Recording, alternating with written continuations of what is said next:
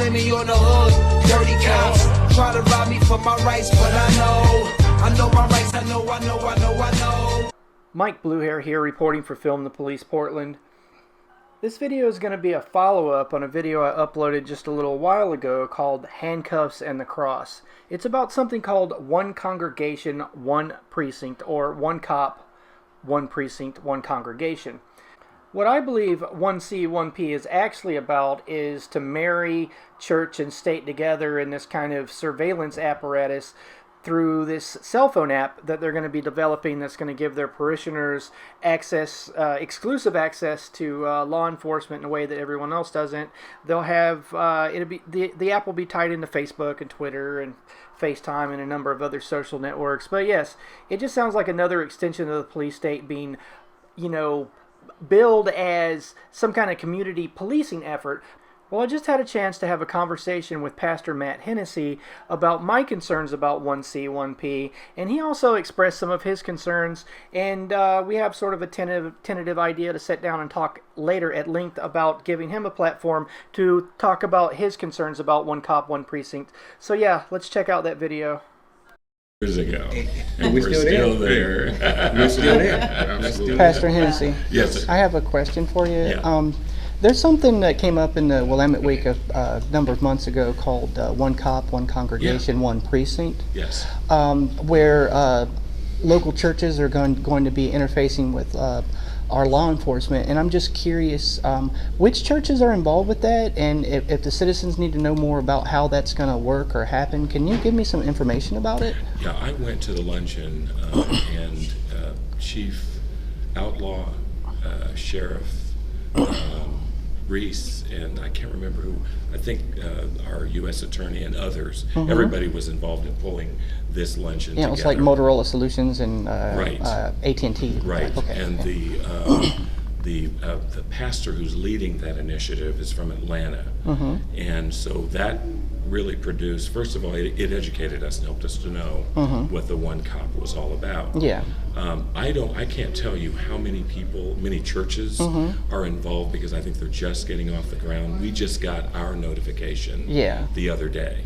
So my sense is they had a wonderful kickoff, and with all of the response that they got from a number of us from a church standpoint, they probably segmented and said, we'll take Group A now, Group B next, and Group C, and I don't know that to be true, but I'm assuming that because we just got the information the other day. So, what notification did you get? It was an email that said, it was from Public Information Officer, if I remember. Is that He sent it out to everybody. There you go. I was going to say, I can't. You see so much stuff, I can't remember. I have a quick concern about One Cop, One Precinct. Yeah. As cop watchers, there's a lot of us that go out and film the police in the community and watch all the interactions, and we have our biases, of course, but we try to be objective. It's difficult being the people we are. I understand. Our concerns are civil liberties concerns, because One Cop talks about how there's going to be a cell phone app that gives the parishioners of each congregation access to it, and they can. It's geotagging. It's linked into Facebook, Twitter, all these other things, and we see that as a potential for a conflict of interest between the churches and government. Because it literally talks about in One Cop's literature, because I've been to their website, and it says they want to marry an officer to a congregation. And we're concerned with that is because one of my childhood heroes reading, was Dr. King, and he was arrested a dozen times. Right. And he was a peaceful man, but he did challenge the system, and that was from the outside in and inside out. And I'm wondering, do you share those type of concerns, or do you feel what we're talking about, or? There are a number of concerns that have not spoken about because it has not been like first and foremost for us at this point. What about but what you just said, yes, sir, I think is a fair concern, and it's one of those things I honestly believe needs to be discussed even deeper with this whole concept. Awesome. And there's a person, I think, that we're supposed to be assigned to this area, right? That we need to bring that kind of stuff to. But in short, I agree that that's a concern? The answer is yes. Okay. I've got some other concerns, quite frankly, as well when it comes to this kind of stuff. Awesome. And I have not had the opportunity to have the forum to really sit down and really talk through those things. But I'm hoping and praying that we will get the chance to do that. Well, that's wonderful. Yeah, I mean, sometime I'll approach you at another public event and ask do. you about your concerns and Yeah. let you talk about it, you know, at length, because I know you want to probably get some barbecue across the street or whatever, right? You know. But thank you so much for. I'm Mike Blue here, by the way. Mike, it's nice to meet you. What about the constitutional amendment, the separation between church and state? Do you think that violates it if you give the churches and their parishioners a special app to call the police? I never thought of that.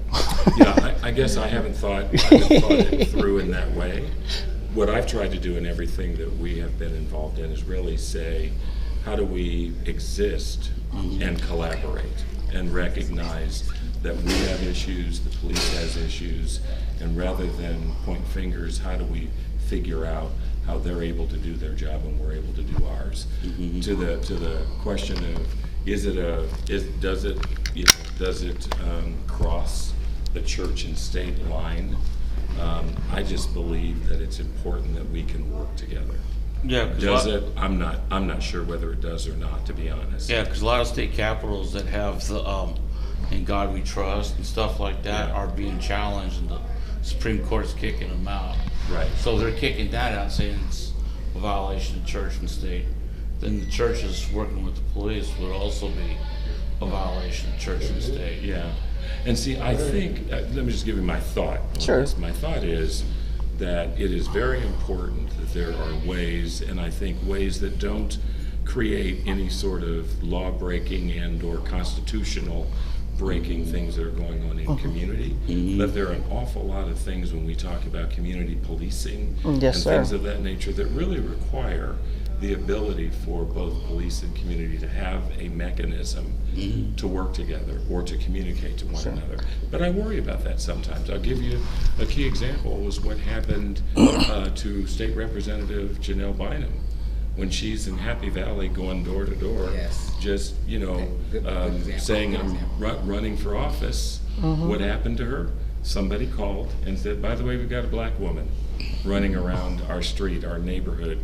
We don't know, she looks whatever. And the police responded, and she said, here are my things, my petitions for re-election. I already served this district, right?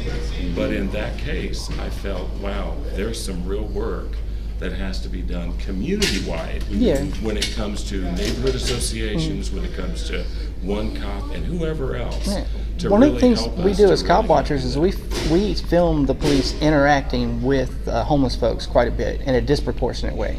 And you're familiar with the study showing that last year more than half of the people arrested were all people experiencing homelessness. Now, also part of that, yes, the police have a problem with how they deal with mentally ill and homeless people, I believe, the way they interact with them in Portland. But also, it's part of the community's issue, because the majority of calls to Portland Police Bureau for service also was people not having the social skills to say, you know, do you need help?